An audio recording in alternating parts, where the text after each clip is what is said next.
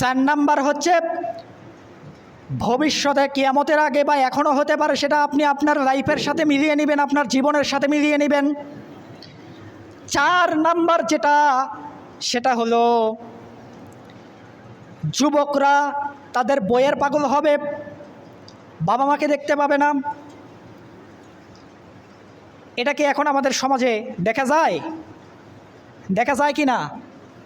যুবকরা তার স্ত্রীর পাগল হবে, অথচ যেই বাবা মা ছোটোবেলা থেকে তাকে খাইয়ে পরিয়ে মানুষ করলেন, সেই বাবা মাকে তারা ভুলে যাবে।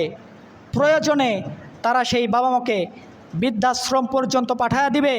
অথচ রাসূল করিম সাল্লাল্লাহু আলাইহি ওয়াসাল্লাম বলেছেন, যারা সন্তান আছো তারা সব সময় খেয়াল রাখবা, তোমার বাবা মা যতই খারাপ হোক না কেন, তোমার বাবা মা যতটাই তোমার সাথে অসৎ আচরণ করুক না কেন, তোমরা তোমাদের বাবা মার সাথে কখনো এমন ব্যবহার করিও না যেই ব্যবহারে তোমার বাবা মা শব্দ বলে তারা নিজে আত্মায় কষ্ট পায়।